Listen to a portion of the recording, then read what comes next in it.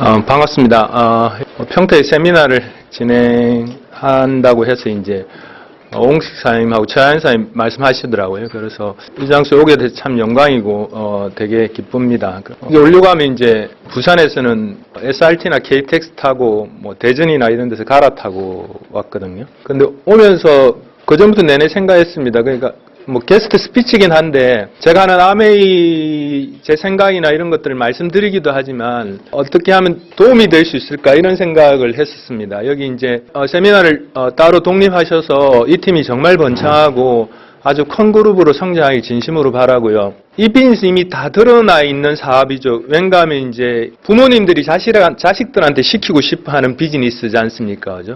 여기도 2세 비즈니스 하시는 분들이 꽤 많으신데 저도 제 딸한테 아메를 시키고 싶은데 잘 안 돼요, 마음대로. 어떤 날은 간다 그랬다가 어떤 날은 싫어 이러고 안 가요. 지 기분이 좀 좋으면 왔다가 그렇게 아메를 알아가는 거죠. 그죠? 그런데 궁극적으로 저는 제 딸한테 세상을 살아가는데 딱 두 가지를 주고 싶습니다. 하나는 자존감이고 하나는 죽을 때까지 그 자존감을 지킬 수 있는 경제적인 자립을 갖게 하고 싶거든요. 그러려고 하면 아메이처럼 안성맞춤인 일이 없다고 생각을 합니다.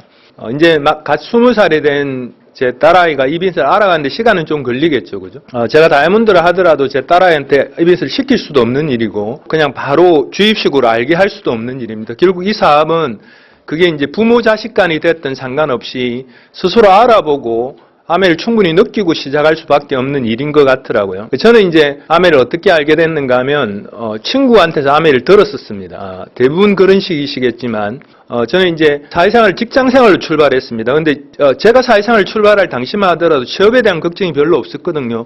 한국 경제 성장률이 한 뭐 7, 8% 이렇게 됐었고 기업은 사람을 고용하면 특별한 이유가 없으면 내보내지 않았습니다. 왜냐하면 계속 고용해야 되니까. 계속 팽창해 가니까. 그런 시스템이 한동안 쭉 이어진 거죠. 근데 지금 젊은 세대들은 훨씬 더 많은 노력을 하고 훨씬 더 많은 대가를 치름에도 불구하고 그런 환경의 문이 턱없이 좁아져 있습니다.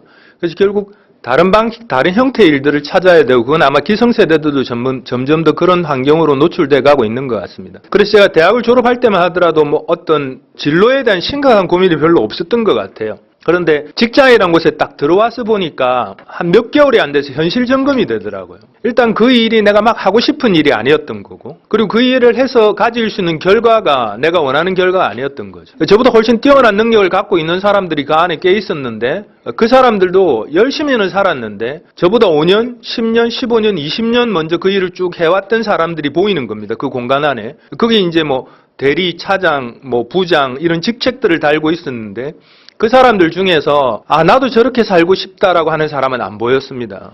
여전히 누군가한테 굉장히 많은 스트레스를 받고 있었고 그들의 삶이 더 나아질 것 같지 않다는 사실도 너무 잘 알고 있었고 시간도 없었습니다. 뭔가 다른 방식의 일이 필요하다는 건 제가 직장생활 하니까 금방 느껴지더라고요. 근데 문제는 뭔가 하면 선택의 기회가 없어져 있었습니다. 어느 정도 시간이 지나고 나면 대부분이 그러실 겁니다. 그 일이 내가 원하는 일도 아니고 내가 그 일을 열심히 해서 내 삶이 크게 나아질 것 같지도 않은데 다른 일을 할 수 있는 선택이 없어져 가고 있는 상황이었던 거죠. 그런데 그때 이제 제조업체를 하는 선배가 저한테 제안을 한 겁니다.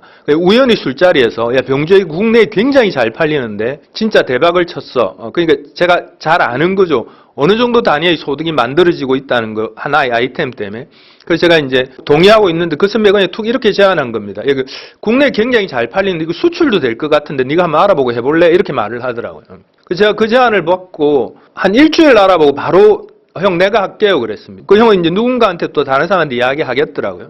일주일 알아봤으니까 뭐 제대로 알아보지는 않았겠죠. 결과의 가능성을 본 거죠. 지금 내가 하고 있는 이 직장을 계속해서 5년 후, 10년 후 근데 이 자영업이란 걸 하면 무유기를 하면 나도 모르는 영역이니까 고생은 하겠지만 5년 후, 10년 후는 달라지겠다 막연하게 생각을 했던 겁니다. 그래서 그 결과에 대한 기대를 갖고 이제 시작했던 거죠. 처음에 고생을 많이 했었습니다. 그런데 어느 정도 시간이 지나니까 자리가 잡고 아이템이 경쟁력이 있어서 궤도의 자리를 잡았습니다. 근데 한 7년 정도 무역 회사를 했는데 중간에 한 굴곡이 몇 번 있었습니다. 그 굴곡을 거칠 때마다 견뎌왔는데 곰곰이 생각해보니까 이거 내 40대, 50대에 이런 환경이 되면 쉽지 않겠다는 생각을 했습니다. 그래서 두려움이 자꾸 커져 있었고 뭔가 다른 일이 필요하다, 다른 일을 선택해야 되겠다 이렇게 생각하고 있을 때 아메이가 찾아온 겁니다. 올 때는 굉장히 기분 나쁘게 왔습니다. 친구가 이렇게 전화를 했거든요. 아주 기가 막힌 사업이 있다 그러더라고요. 그래서 무슨 생각을 했는가 하면 제가 다루지 못한 어떤 아이템을 내한테 소개시켜 주려니 이렇게 기대하고 기다리고 있었습니다. 근데 한 9점 제 사무실로 찾아온 친구가 캐리어를 끌고 들어오더라고요. 근데 캐리어 굉장히 묵직해 보였어요. 캐리어를 질질 끌고 들어오더라고요. 저게 도대체 뭐지? 저 안에 뭐가 들었지? 이런 생각을 했거든요. 근데 얼굴을 딱 맞대자마자 제일 처음 물었던 이야기가 네 꿈이 뭐고 이러더라고요. 이상하게 쳐다보니까 앞으로 5년 후에 어떻게 될 것 같노? 그리고 이렇게 살아가 앞으로 어떻게 될 것 같노? 이러더라고요. 근데 그 말투가 굉장히 기분 나빴어요. 니 이제 큰일 났다. 나는 괜찮은데 막 이런 뉘앙스가 너무 강했던 거죠. 그리고 약간 비아냥거리는 듯한 일단 기분이 굉장히 나빴습니다. 그래서 제가 물어봤습니다. 뭐 하려고 하는 이야기 뭔데? 주제를 말해봐 이러니까 니 혹시 아메 아나 이러더라고요. 희한하죠. 그 기분을 나쁘게 해놓고 아메 이야기를 딱 하는 겁니다. 저도 아메를 안 지 한 열흘밖에 안 됐어요. 그러면서 이제 저한테 이야기를 하기 시작하는 겁니다. 아메 아나 이렇게 물었을 때 제가 뭐라고 대답했는가 하면 안다 그랬거든요. 저는 어떻게 알았는가 하면 저희 어머님 댁에 누군가 제품을 갖다 주고 돈을 받아가는 걸 본 적이 있었습니다. 그래서 저는 아메를 아는 사람이었던 거죠. 다 이런 식으로 압니다. 이렇게 단편으로. 저는 그때 제가 알던 아메는 방판이었던 거죠. 제가 안다 그러니까 그 친구가 정상적인 대화는 어떻게 하냐 이렇게 물어봐야 안 됩니까? 그죠? 근데 제가 아는 아메는 아무 관심도 없다는 게 금방 드러난 게 그 캐리어 자크를 착 꺼내더니만 자료를 테이블 위에 올리는 겁니다. 여기서 한 이만큼 쌓아두더라고요. 제가 깜짝 놀랐습니다. 전부 아메의 자료였어요. 그 원본도 있고 복사본도 있는데 일주일 만에 엄청나게 모은 거죠. 그죠? 그래서 하나 읽어주고 복사물을 저한테 주고 이러더라고요. 그래서 제가 대충 눈치를 보니까 이거 한 3시간은 걸리겠더라고요. 그래서 자료만 다 보여주도. 그래서 중간에 멈추게 하고 싶었습니다. 귀찮았던 거죠. 지겹고. 그런데 멈추게 할 수가 없다는 게 금방 드러난 게 이 친구 상태가 정상적이지 않았어요. 왜냐하면 보통 정상적인 관계는요. 이렇게 내가 싫어한다. 난 관심 없다. 이제 그만해. 이런 사인을 내 몸이나 눈이나 표정에서 계속 보내주고 있으면 이 친구 굉장히 영민한 친구라서 그런 걸 눈치 못 챌 리가 없거든요. 근데 모르더라니까요. 진짜 모르더라고요. 깜짝 놀랐습니다. 막 눈이 빨개하고 얼굴이 빨개가 침을 튀기면서 이야기하는데 내가 있으나 없으나 할 태세더라고요. 그래서 그냥 이 큰일 났다. 오늘 할 수 없다. 이런 마음이 들었던 거죠. 그래서 듣기 시작했는데 그렇게 불편한 과정에서 듣는데 제 귀에 들린 게 있었습니다. 그게 뭔가 하면 이 회사가 1959년도에 만들어졌다는 겁니다. 그리고 그러니까 58년 됐죠. 지금 기준으로. 그리고 지금 기준으로 58개 나라의 현지 법인이 들어있는 생필품 분야에서 제일 큰 전 세계 다국적 기업이란 겁니다. 그건 제가 깜짝 놀랐습니다. 왜냐하면 아메이하고 저희 어머님 댁에 제품을 갖다 주고 돈을 받아가는 건 방판이라고 여겼는데 결과가 전혀 다른 형태의 회사란 걸 알았던 거죠. 저도 이제 아주 조그만 자영업을 했지만 그 자영업을 계속 유지하고 성장시킨다는 게 보통 일이 아니라는 걸 어느 정도는 체감하고 있었기 때문에 회사가 이렇게 오래되고 많은 나라에서 성장하고 있다는 거는 그 회사가 가진 경쟁력이나 시스템이 충분하다는 이야기지 않습니까? 그래서 제가 놀랐는데 제가 눈치는 있어가지고 내가 놀란 걸 저기 알면 큰일 난다 이것도 알았거든요. 지금 내 상태를 보면 내가 동조하면 안 돼요. 약간이라도 동의해주면 밤마다 저를 찾아와서 괴롭힐 것 같더라고요. 그래서 제가 아주 덤덤하게 모르는 척하고 지나갔습니다. 그 친구가 이렇게 설명을 하고 거품을 물고 자료를 이만큼 놔두고 갔습니다. 근데 그날 저녁에요. 제 아내는 부산에 교사로 있어서 주말 부부였거든요. 제가 제 아내한테 전화를 해서 뭐라고 했는가 하면 현우가 오늘 와서 아메이란 걸 내한테 이야기했는데 이거 굉장히 괜찮은 일인 것 같아. 이랬다니까요. 그래 놓고 뭐라고 했는가 하면 내 지금부터 제대로 알아보고 난 다음에 괜찮은 일 같으면 한번 해볼 거야. 이랬다니까요. 현우한테는 겁이 나서 말을 못해요. 얘가 지금 상태가 이상해서 건드리면 안 될 것 같더라고요. 그런데 그때 제가 아메를 뭘 알았겠습니까? 아는 게 별로 없었던 거죠. 그냥 탐이 났습니다. 결과가. 그때 본 어떤 잡지에 뭐가 있었는가 하면 어느 자동차 회사의 신입사원이었는데 아메를 전달받아서 2년 반 만에 소위 말해서 다이아몬드란 게 되고 3년 반 만에 수석 다이아몬드가 돼서 회사를 그만두고 자기가 하고 싶은 일을 하면 산대요. 다른 사람 출근할 때 반바지 입고 다니고 자기가 하고 싶은 대로 하고 산대요. 그래서 제가 그런 결과 부산에 있는 어떤 여자분인데 남편은 대기업에 이사로 있는데 아메이를 해서 남편 페이보다 더 많은 페이를 받고 있고 직장에 출퇴근도 안 한대요. 그런 것들에 대한 결과가 탐이 났던 거죠. 그래서 제가 제 아내한테 전화해서 내가 아내를 한번 알아보고 괜찮은 일 같으면 내 합격을 했습니다. 근데 그 말을 하면서도 저한테 딱 크게 걸려 있었던 건 뭔가 하면 이거 파는 걸 건데 이런 생각을 했습니다. 왜냐하면 저는 세일즈 능력이 없거든요. 지금도 못 팔아요. 제가 아내를 오래 하면서 확실히 증명된 건데 저는 잘 못 팔더라고요.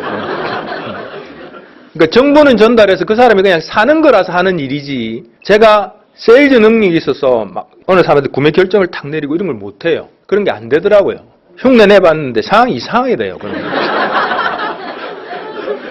자기도 어색하고 나도 어색하고 이게 무슨 말을 낸 거지 막 이래 되더라고요. 그래서 그냥 제 태어난 대로 그냥 쭉 하면서 살고 있는데 근데 파는 걸 거야 라고 생각했고 그 후에 강의를 몇 번 들으면서도 강의하는 사람이 이게 네트워크 마케팅이고 판매가 아니라 그러는데 속으로 무슨 생각을 했는가 하면 조금씩 이해돼 가는 과정에서도 당신들은 이 단계의 높이 있어서 안 팔아도 되지만 갓 시작한 나는 아마 팔아야 될걸? 이렇게 생각을 했습니다. 그런데도 불구하고 하겠다고 마음먹었던 거죠. 왜 그런가 하면요. 이게 파는 일이라 하더라도 결과가 저렇다 그러면 파는 기술을 배워서라도 한번 해봐야 되는 거 아니야? 그렇게 생각을 했습니다.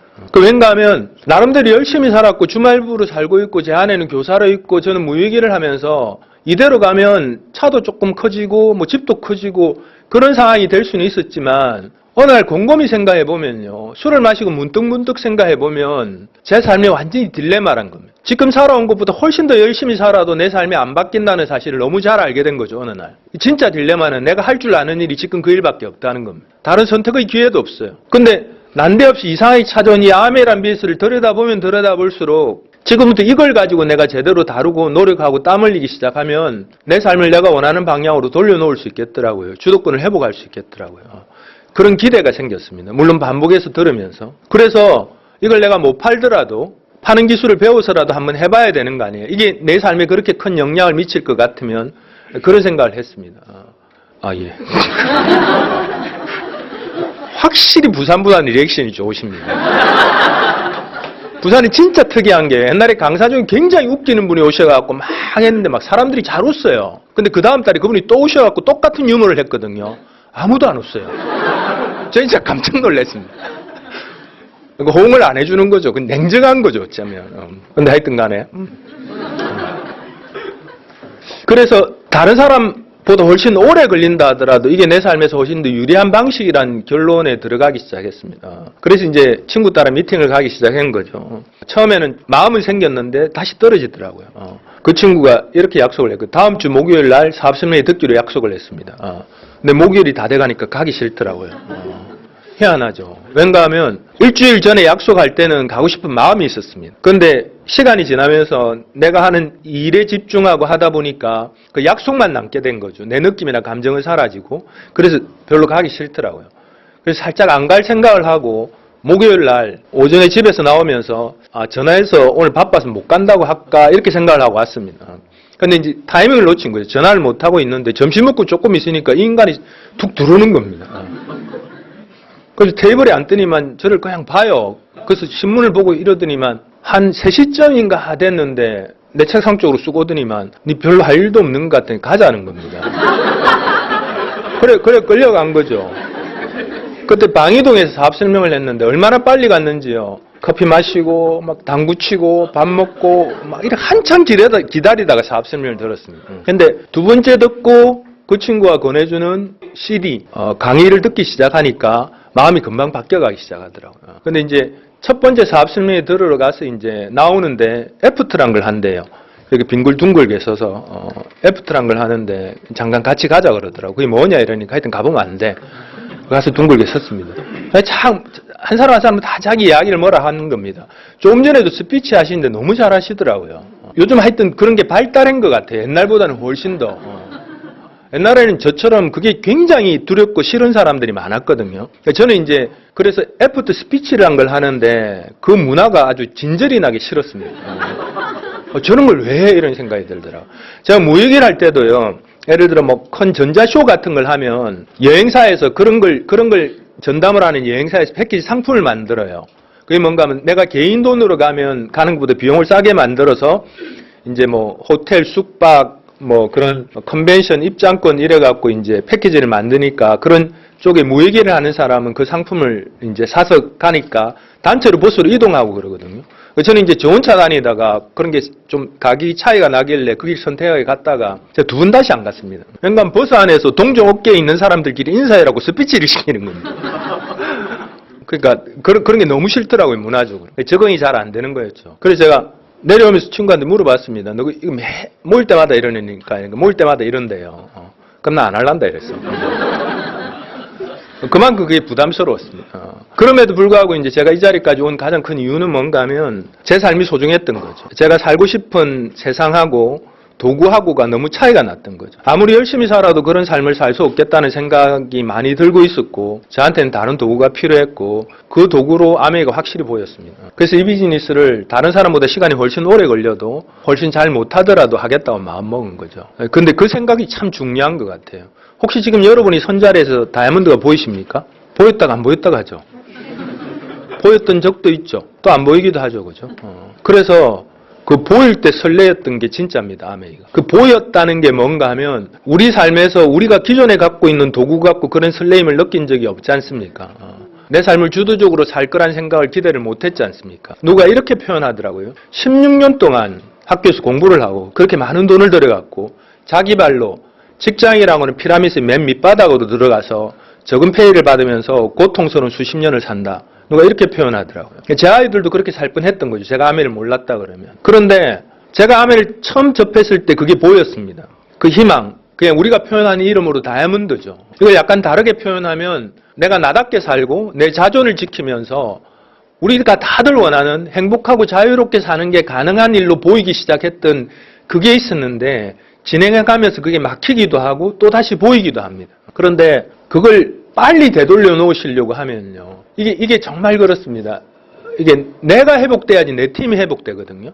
내가 회복 안 되고 내 팀의 누군가 잘해서 빈스가 회복되는 일은 잘 없습니다, 이게. 이 비즈니스를 접근했을 때 초기의 사업자나 아니면 어느 정도 경험이 있어도 잘 상상이나 느낌이 안 오는 게 복제의 원리거든요. 근데 이 복제의 원리가 얼마나 강력한가 하면 실제로 말레이시아에 있던 어떤 여자분인데 다이아몬드가 되시고 난 다음에 돌아가셨어요. 지병이 있어가지고. 근데 결혼도 안 했고 부모님도 돌아가시고 이래서 찾았습니다. 말레이시아 아메이가 상속해 줄 사람을 찾은 거죠. 찾으니까 여동생하고 오빠가 있어요. 그 여동생 오빠한테 찾아가서 한국 돈으로 그에 쌓여있는 돈이 한 8천만 원이었대요. 이걸 당신한테 드려야 된다 이러니까 그 사람들이 안 받는다 그랬대요. 이해가 안 되는 일이지 않습니까? 그죠?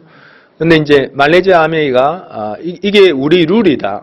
이건 회사가 가질 수가 없다. 우리는 당신한테 드려야 되고 당신이 이걸 어떻게 처분하든 그건 우리가 상관할 일이 아니다. 그래서 이제 충분히 설명을 듣고 난 다음에 받은 거죠. 받았는데 그때부터 한 13년 동안 첫 해에는 8천만 원을 받았는데 13년 동안 40억을 받았습니다.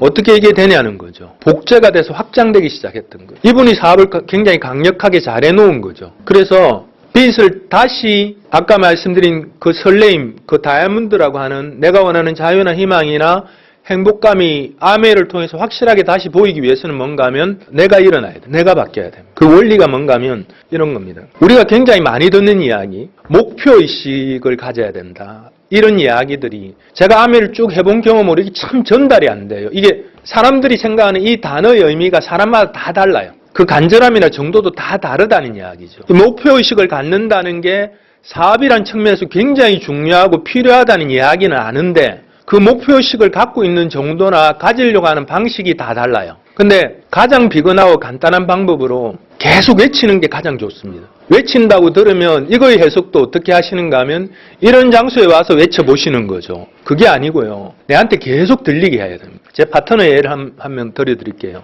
저하고 굉장히 오래 사업을 했습니다. 오래 사업을 했는데 저도 해결책을 모르겠더라고요. SP를 한번 했다가 안 하다가 또 하셨다가 또 한참 안 하시다가 이러시는 거죠. 이야기를 해봐도 이 사람이 가지고 있는 어떤 행동의 양식의 변화의 틀이나 방법이 안 보이더라고요. 그런데 이번에 어떤 상황상 조금 더 간절해지기 시작했던 거예요. 뭔가를 꼭 해야 되겠다 이런 생각을 했던 거죠. 그래서 그러고 난 다음에 뭘 했는가 하면 제가 강의 중에 그렇게 말을 했습니다. 그냥 자기 전에 원하는 목표를 100번만 외쳐봐라요. 이게 보통 일이 아니거든요. 중간쯤 잠이 오거나 매일 한다는 게 쉬운 일이 아닙니다. 그런데 그날부터 가서 외치기 시작했대요. 예를 들어 이런 식인 거죠. 처음에는 이렇게 2018년 9월 1일 파운드스 플래티늄 고삿보로 화이팅 이렇게 외쳤대요. 그렇게 계속 외쳤대요. 9월 초부터 회기 시작하면서 8월 말부터인가 그렇게 외쳤습니다. 그렇게 하루를 외쳤는데 그 다음날 자기가 깜짝 놀랐대요. 애가 3명이라서 아침에 일어나면 출발하는 시간이 다 달라요. 초등학생, 중학생, 고등학생이라서. 걔들 뭘 챙겨갖고 보내고 나면 아메이고 뭐고 하나도 생각이 안 나는데 그 전날 그렇게 외쳤더니만 아침에 일어나서 내내 목표가 생각이 나더라는 자기 목표가. 그래서 그걸 계속 외치기 시작했습니다. 비로소 처음으로 목표 의식을 갖기 시작했던 거죠. 그리고 난 다음에 저보고 그러더라고요. 되게 신기해요 이러더라고요. 이제 감정의 굴곡이 있다가 툭 떨어질 때도 목표가 생각나요. 그러니까 뭘 하게 되는가 하면 행동이 많아지고 적극적으로 되는 거죠. 그게 판이 바뀌는 겁니다. 모든 사람들은 다 다이아몬드가 될 수 있다. 이 말의 첫 번째 전제는 뭔가 하면 단 그들이 변화를 시작하면. 지금 우리 모습으로 그대로 되지는 않을 건데 그 변화가 누구한테 시작돼야 되는가 하면 나한테 시작돼야 되는 거예요. 저는 오늘 올라오면서 어제 내내 오홍식 사임한테 제가 지난달에 초대받아서 근데 정말 죄송하게도 제가 지난달에 경주 세미나 하는 곳에서 무슨 행사 일정이 바뀌는 바람에 약속을 못 지키게 됐습니다. 그리고 그날 그 다음 내내 저한테 약간 부담감이 생겨서 내가 여기 와서 그냥 스피치가 아니고 진짜 도움이 되는 뭔가를 하나 전해드리고 가고 싶은데 했을 때 주제가 이겁니다. 여기 계신 분들이 제가 말씀하신 방식대로 그게 방식은 달라도 됩니다. 여러분 스스로가 여러분 삶에 대한 목표와 연결된 이 암의 목표를 가지고 계속 되뇌이고 외쳐서 그 목표의식이 강해지면 여기가 최강팀이 됩니다. 한 사람 한 사람이 다 살아나기 때문에. 그리고 이 도구는 실현시킬 수 있다는 게 증명돼 있거든요. 그러니까 아메를 먼저 한 사람들이 자기 아이한테 시키고 싶은 겁니다. 그 직장에서 생활하는 그 노동이나 그 생각이나 그 시간 정도면 아메를 통해서 다이아몬드 이상은 충분히 될 수 있다고 생각하기 때문에. 그래서 바뀌어가기 시작하는 겁니다. 그리고 생전에 안 하던 적극성이 높아지더라고요. 횟수가 많아지고. 근데 한 달 정도 계속 외치고 행동이 바뀌기 시작하니까 사람이 달라져요. 아메 안 하는 제 딸이 뭐라 했는가 하면요. 이렇게 표현을 했습니다. 아빠, 그분은 항상 힘이 없어. 그리고 좀 불쌍해 보여. 그런데 지난달 말에 뭐라고 했는가 하면 아빠, 다른 사람인 줄 알았어. 이러더라고요. 표정이 밝고 목이 똑바로 섰대. 눈에 빛이 난대. 그 변화를 만드는데 한 달밖에 안 걸렸습니다. 그러니까 우리가 말하는 목표의식이란 건 사람마다 하는 방식이 굉장히 차이가 있습니다. 여기서 한번 외친다고 만들어지는 게 아니고 그게 내 삶과 연결된 진짜 목표로 만들어버려야 됩니다. 이 일이요 일반 자영업보다 쉽습니다. 근데 그 비전이 내 거로 느껴질 때 아메이 다이아몬드가 된 사람들을 관찰해보면요 다 다릅니다. 성격, 캐릭터, 습관 다 다릅니다. 공통점이 하나 있습니다. 그들이 출발해서 다이아몬드 가는 구간에 그런 느낌을 확 받는 구간이 길었다니까요. 그게 뭐였는가 하면 난 다이아몬드 될 것 같아. 난 다이아몬드 돼. 이런 기여의 공간이 크다니까요. 그래서 누군가 만났을 때 이 사람이 뭐라 탁 말하더라도 난 다이아몬드 될 건데 뭐.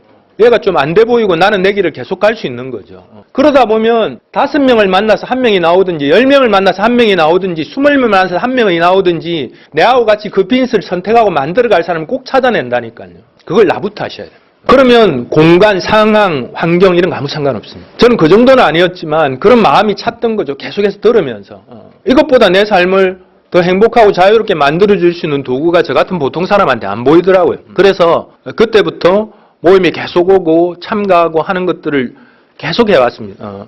그러면서 이제 부산에 사업을 하게 된 거죠. 부산에 사업을 하게 됐는데 부산, 서울을 왔다 갔다 하면서 사업을 할 때도 한 번도 그게 어렵다, 힘들다 이런 생각을 안 했었습니다. 모든 시스템이 서울에 있기 때문에 그 연결고리를 제가 해야 돼서 저는 서울, 부산을 왔다 갔다 했어야 됐었거든요. 근데 그게 어렵다, 두렵다 이런 생각을 안 했었습니다. 순간순간 두려움이 들기도 했지만 어쨌든 시스템에 계속 들어와 있으니까 내가 해야 될 일의 거리들을 내가 빨리빨리 해결하려고 노력했던 거죠. 그래서 서울, 부산을 왔다 갔다 하면서 비즈니스를 했는데 아메이는 어떤 측면에서는 처음부터 끝까지 심리전이거든요. 다른 사람의 마음을 헷가닥해서 그 사람 비즈니스에 참여시키는 게 아니고 내가 내 마음을 지키는 심리전입니다. 제가 초창기에 있었던 일인데 서울, 부산을 왔다 가면서 비즈니스를 할 때 연휴가 돼서 제가 부산에 내려와 사업을 전달을 하기 시작했습니다. 그래서 저하고 굉장히 절친한 친구한테 설명을 했더니만 처음엔 다 니같이 거품 문다 그러더라고요. 그런데 3개월 안에 다 그만둔다 이러더라고요. 그래서 3개월 후에 오라 그러더라고요.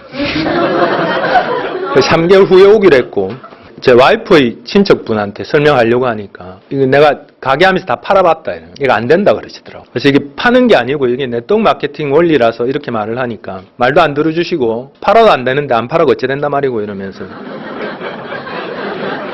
함부로 하지 말아라 그러시더라고요. 그러니까 이제 두 번째였죠.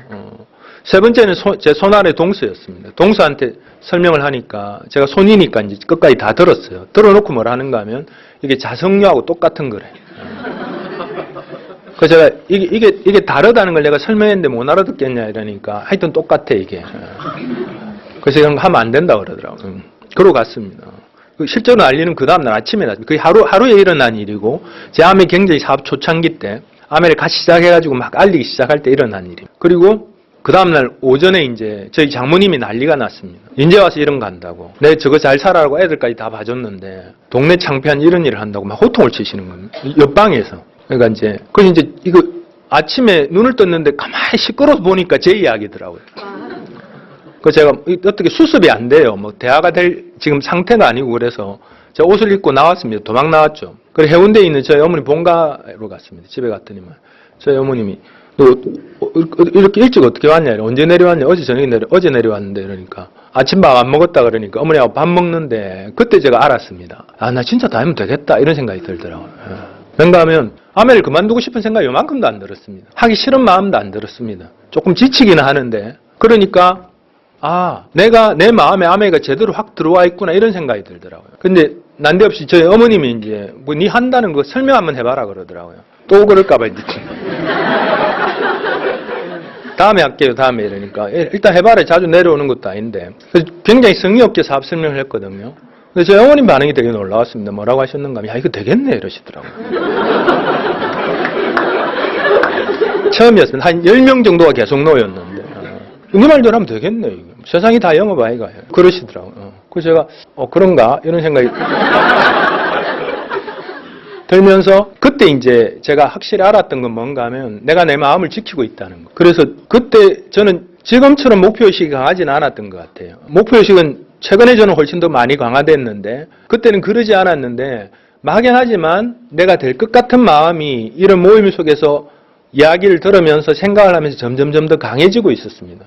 이게 원리가 어떤 원리가 있는가 하면요. 사람들은 다 사업을 찾을 때 어떤 사업을 찾는가 하면 돈이 된다는 사실을 내가 알았는데 사람들이 모르는 그런 일을 찾습니다. 제가 이제 핸즈 프리킷이라고 옛날에는 핸드폰 액세서리인데 이런 시장이었던 거죠. 그때는 이제 이어폰 장치가 없어서 핸드폰을 차량의 거치대에 핸즈 프리킷이라는 장치에 이렇게 딱 걸어요. 그런데 이제 밑에 핀을 꽂아요. 핀을 꽂아 걸어놓으면 스피커 마이크를 통해서 통화할 수 있는 장치입니다. 그런데 그게 우리나라로 지금 폰을 두고 통화 못하지만 외국에는 초창기부터 만약 운행 중에 통화를 하면 벌금이 굉장히 셌거든요. 그런데 외국 통신회사들도 폰을 1불, 2불 해줘요. 조금 지난 폰은. 근데 이런 액세서리를 하나도 안 줘요. 그러니까 폰은 싸게 구했는데 사람들이 핸즈 프리킷이나 차량용 충전기를 사려고 하면 오리지널 킷이 상대적으로 너무 비싼 겁니다. 그러니까 마켓이 공간이 생긴 거죠. 그래서 제가 그걸 알고 그때 당시엔 그걸 만드는 회사들이 없어서 그와 유사한 업종에 있는 사람들을 만나서 이야기를 해서 생산해서 수출을 했습니다. 그러니까 시장이 노출이 안 된 거죠. 그저 이스라엘 같은데 수출할 때 한 컨테이너 수출하는데 키트 하나에 75불에 수출했어요. 모르고 있었던 시장인 거죠. 근데 딱 2년 후에 누군가 그걸 15불에 수출하더라고요. 그래서 제가 손 들고 나왔죠. 다 알게 된 거죠. 내가 아메 이야기를 했을 때 상대방이 동의하면 할 만한 가치가 없는 겁니다. 왠가 하면 그 일은 다 동의한다 그러면 해도 힘만 들고 돈도 안 됩니다. 하지 말아야 될 이미 업종이 되어 있는 겁니다. 내가 전달했을 때 상대방의 반응이 뜨뜨미지근하고 노고 안다는 식으로 이야기하면 정말 블루오션으로 남아있는 거죠. 사실은 인식의 장벽밖에 없지 않습니까?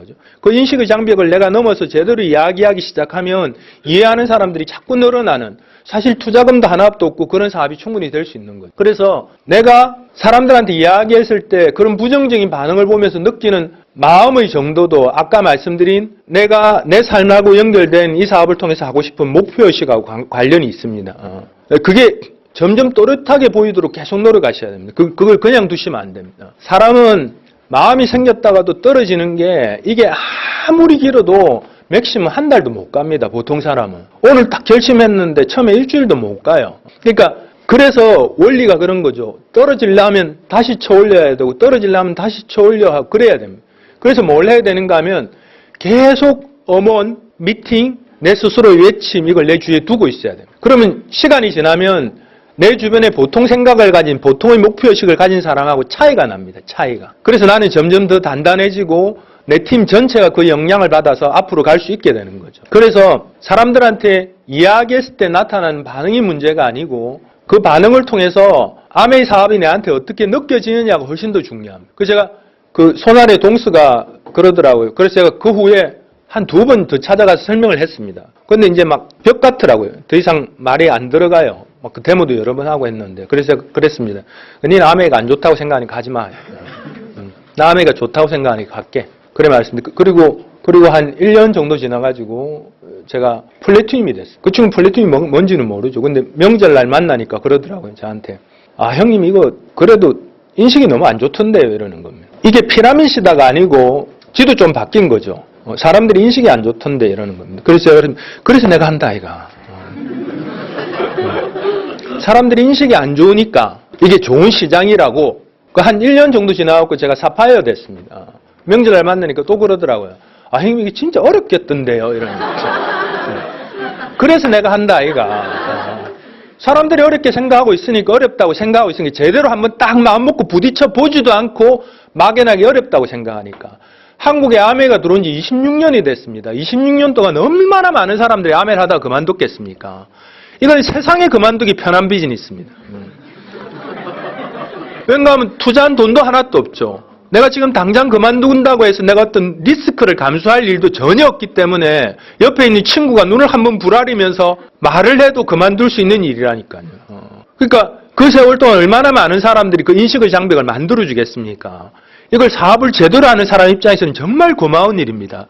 그래서 지금 내가 한 10년 플랜으로 제 딸아이 다이아몬드 플랜을 내 혼자 막 내 맘대로 세우고 있는데 10년 후에도 제 딸아이가 다이아몬드 될 수 있는 시장이 남아있을 수 있는 이유는 뭔가 하면 그 인식의 장벽 때문에. 저는 이게 겁나더라고요. 사람들이 아메를 다 좋다고 말하기 시작하니까. 어느 날 시간이 지나니까. 근데 사업성은 몰라요. 그 인식의 장벽이 여전히 높아요. 사람들을 만나면서 어렵다고 생각하는 인식의 장벽도 점점 더 두터워지고 강해질 겁니다. 왜냐하면 26년 동안 그렇게 그만둔 사람들이 많은데 그만둔 사람들이 이걸 다 어렵다고 이야기하거든요. 근데 지난번 두바이에 3,600명이 갔다 왔습니다. 이 사람들은 이것보다 좋고 신나고 쉬운 사업은 없다 그래요. 저는 이제 자영업을 해봤으니까 자영업을 해본 사람 입장에서는 아메이 사업은 정말 아주 기가 막힌 영역의 사업입니다. 내가 이 사업을 통한 자영의 마음만 딱 갖추면 얼마든지 성장 가능한 일이거든요. 그래서 우리가 사람들을 만났을 때 사람들이 그 인식의 장벽 속에서 말하는 게 우리한테 정말 좋은 시장이 남아있다는 증거이기도 합니다. 그래서 손아래 동수가 이제 제가 다이아몬드에서 그러더라고요. 술 한잔 하자 그래서 갔더니만 형님 제가 형님 존경하는 거 아시죠? 그러더라고요. 이 사업은 우리가 우리 삶에서 연결된 그 목표의식을 가지고 우리가 스스로 주도적으로 끌고 가고 지켜내는 사업입니다. 그 사람들이 좋다고 안 된다고 해서 그 사업이 좋고 안 좋은 사업이 아닌 거죠. 우리가 하기는 그게 맞는 거죠. 한 1년 전에는 그러더라고요. 내가 옛날에 형님이 이야기할 때 그때 딱 같이 편먹고 했어야 되는데. 또 지금 또 할 용기가 없어요. 그래서 이 사업이 가지고 있는 굉장히 큰 강점이 있습니다. 강점이 있는데 그게 나를 통해서 확장되려고 하면 내가 치러야 될 대가를 치러야 됩니다. 그게 내 스폰서, 내 팀이 아무리 좋아도 그걸 연장시키고 확장시켜 줄 수 있는 방법은 없거든요. 근데 그래서 이제 제가 부산, 서울을 왔다 갔다 하면서 아메를 했습니다. 하고 부산의 팀이 조금씩 커져가기 시작했습니다. 그래서 저 아메리 전업을 되게 빨리 했습니다. 12%대 전업했거든요. 따라하시면 안 됩니다. 절대로 따라하시면 안 돼요. 상황이 그랬습니다. 왜냐하면 부산에 아무도 없으니까 뭐 OMR 장소나 뭐 그런 것도 없었고 아무것도 없었습니다. 그래서 저희 어머님 댁에서 이제 홈미팅을 시작했는데 친구 누나가 학원을 하는데 그 학원이 이제 확장하는 데서 강의실이 하나 비었어요. 그 일주일에 2번만 쓰니까 나머지 날에 그래서 사업 설명하기 시작했던 거죠. 그렇게 시작했습니다. 그러니까 누가 배워와서 가르치고 하는 일을 해야 됐던 겁니다. 그러니까 이제 되게 빨리 전업하게 된 거죠. 근데 이 전업을 하게 되니까 문제가 생기더라고요. 그러니까 이 뭔가 뭐 출퇴근하거나 하는 일이 구체적으로 딱 이렇게 틀이 정해 있지 않지 않습니까, 아메이가? 그러니까 무슨 일이 생기면 자꾸 내한테 시키는 겁니다. 이제 안 되겠다 싶었던 거죠. 그래서 이제 그때 애가 어렸는데 얘가 이제 봐줄 사람이 없어진 겁니다. 외가 친가 여기서 이제 일정하고 약간 감정적인 마찰이 생겨서 양쪽 다 안 오게 된 겁니다. 제 와이프는 학교 출근해야 되니까 눈빛이 저보고 바라는 식이더라고요. 제가 그 다음날 6시 반인가 집에서 나왔습니다. 집에서 나와서 연락을 안 했습니다. 그래서 저는 아메를 했죠. 뭐 많이 열심히 한 것도 아닌데 하여튼 했습니다. 저는 그 하루도 빠지지 말아야 된다고 생각을 했던 거죠.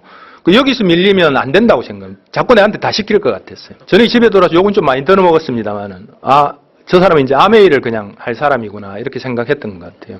그래서 안 건드리더라고요. 그다음부터 이제 아메이를 열심히 했던 거죠. 제 아내가 이제 얼마 전에 전업을 했습니다. 한 2년 전에 교사 생활 26년 하다가 그만두고 아메이를 합니다. 왜냐하면 저는 지금부터 진짜 아메이가 기회라고 생각하거든요. 그래서 이제 사업적으로 제 아내의 도움이 필요하고 또 제 아내하고 같이 여행 다니고 하는 게 전 너무 좋고, 그래서 지금도 이런 말 해도 되나?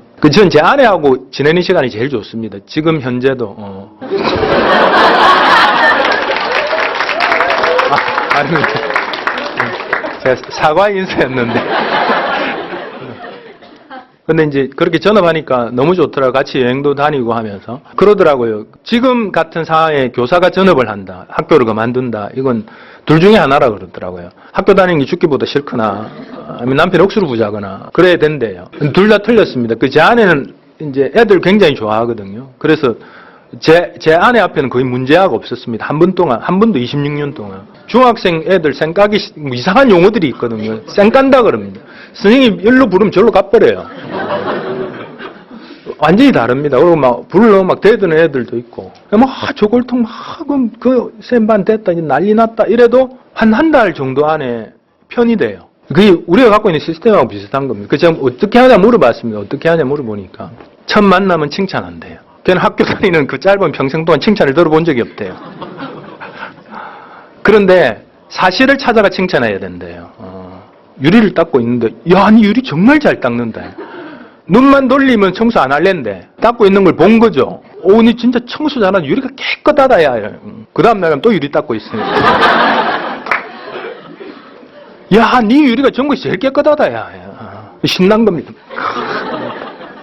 그리고 그 선생님, 자기 담임선생님 수업에 집중하는 거. 여전히 사고는 이렇게 막 다른 쌤한테 대들기도 하고, 근데 그게 고분고분해지는 거예요.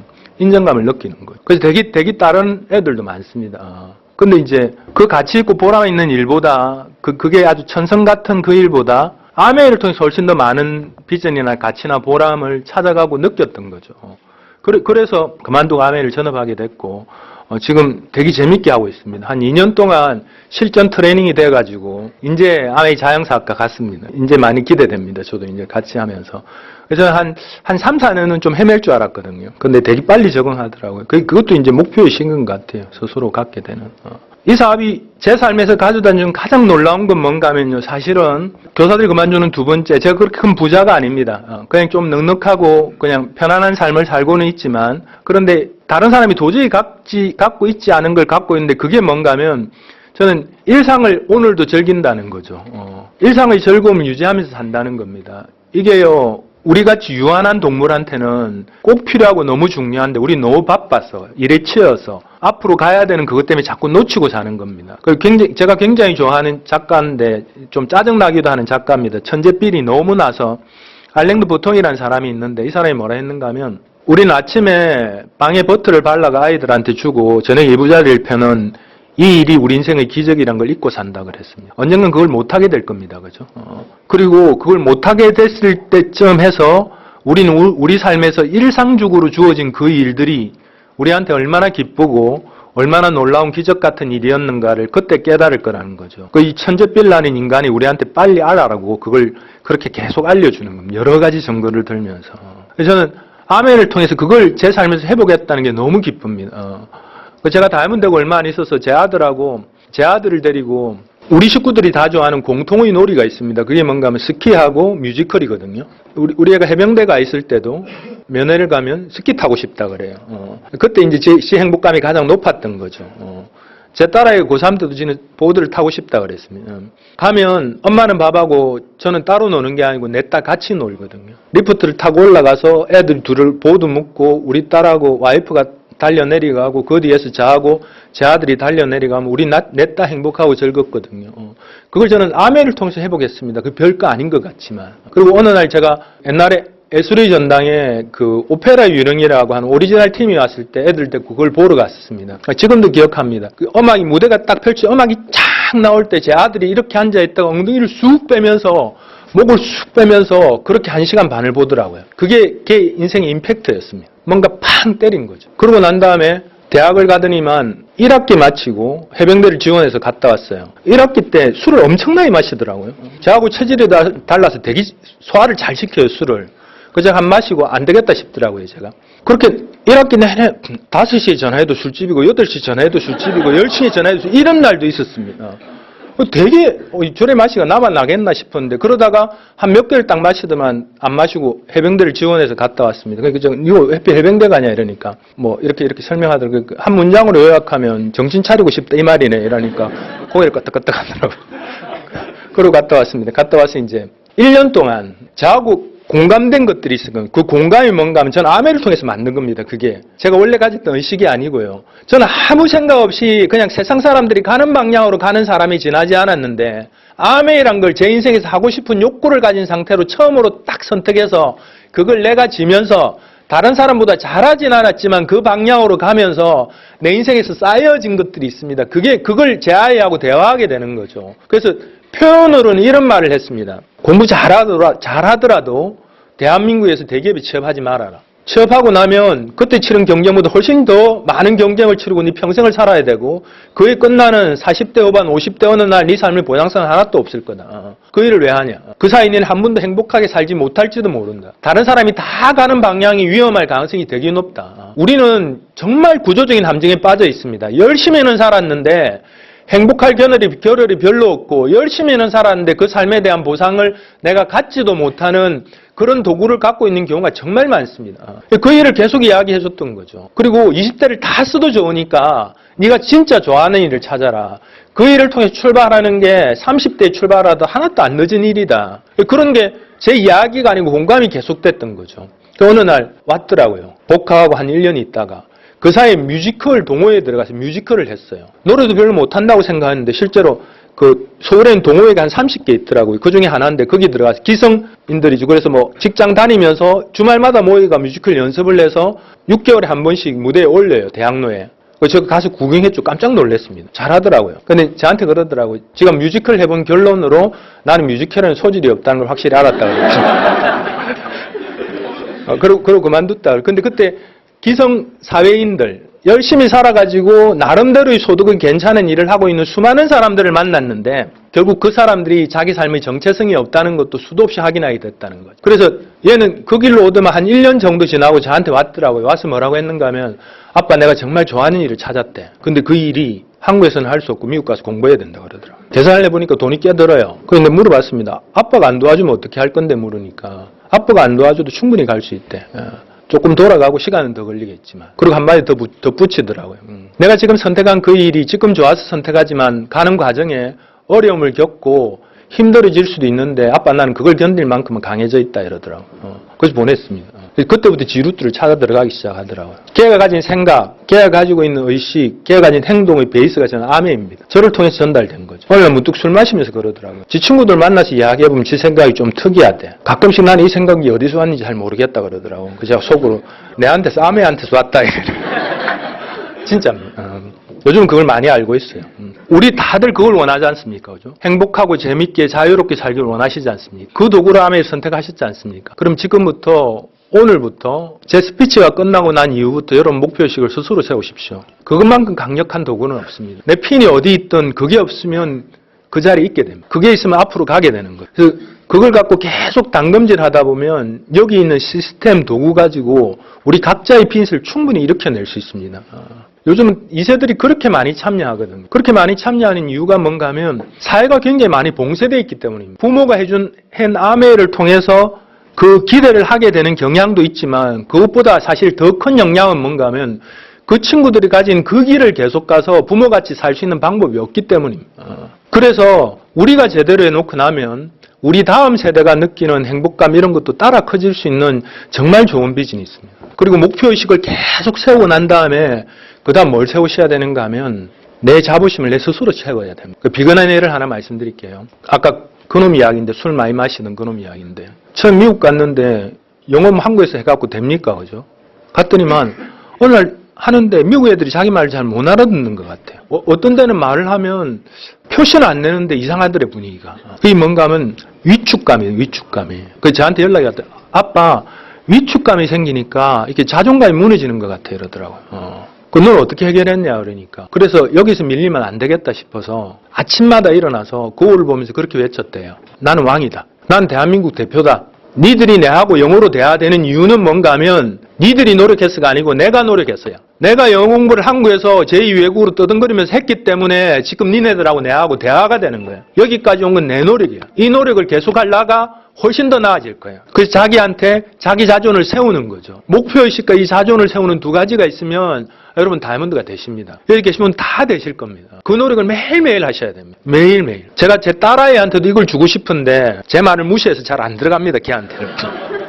그러니까 여러분 받아들이시기 바랍니다. 그게 되기 시작하면요, 여기 훌륭한 리더분이 가지고 있는 이 도구 갖고 충분히 일어설 수 있으십니다. 엄청난 일을 만들어낼 수 있는 거죠. 우리가 우리 삶의 주인공으로 살면서. 저는 제가 아멘을 하면서 저를 통해서 다이아몬드가 한 조 나왔습니다. 김청윤종 사장님인데 제 고등학교 동기입니다. 한생기업 총무과장으로 있었는데 제가 처음 만났을 때 너무 바빠서 진짜 바쁘더라고요. 그러니까 막 이게 총무과장인데 회장단 비서일, 뭐 회장단 차량 배차, 뭐 그 명절날 한성 게마설 선물 세트 이런 거 지가 다 해요. 어떻게 일이 많은지. 그러니까 일 속에 파묻혀 살고 있더라고요. 그런데 그것도 욕구가 있었던 거죠. 뭔가 달리 해보고 싶은데 도구가 없었던 거죠. 아멘 이야기하니까 들어보고 알아보러 오더라고요. 그때부터 같이 시작이 됐습니다. 어느 날 제가 충무를 같이 갔습니다. 그 개념이 없어가지고 뎁스를 내려가야 되는데 이건 알았는데 내가 관찰하고 결정을 내려야 되는데 그냥 무조건 간 거죠. 뎁스가 충무로 툭 튀어간 겁니다. 충무로 간 거죠.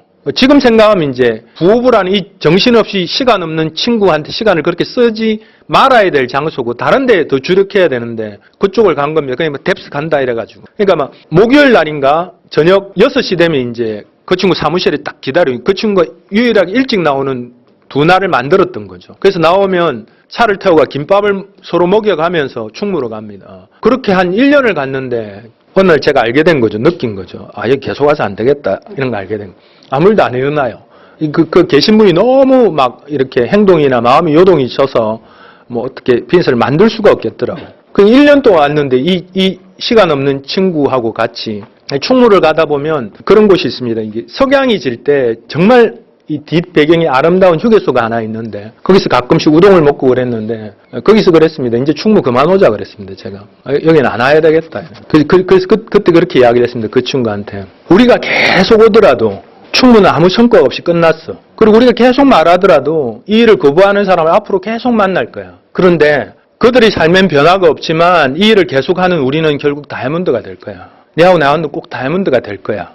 그때 제가 한 SP 정도 됐어요. 근데 시간이 좀 더 걸리긴 했지만 그 일을 만들어낸 거죠. 앞으로는 더 기대됩니다. 여러분 삶에도 여러분 목표의식과 여러분 스스로의 자존을 세우는 그 노력을 가지고 다이아몬드가 되시고 여러분 삶에 진짜 진정 어린 당당한 주인공이 꼭 되시길 바라겠습니다. 예, 오늘 좋은 시간 되셨길 바라고 제 딸아이한테 해주고 싶은 이야기 중에 핵심이 그겁니다. 예, 오늘 가서 꼭 외치시고 다음날 아침에 나오실 때 여러분이 여러분 삶의 진짜 주인공이고 여러분 삶에서 진짜 주인공이 되기 위해서 오늘도 노력하는 사람이란 걸 스스로 이야기를 하고 그렇게 계속 매일 움직이신다 그러면 한 달 안에 굉장히 많은 변화를 맛보실 거라고 생각을 합니다. 예, 좋은 시간 되시기 바랍니다. 마치겠습니다.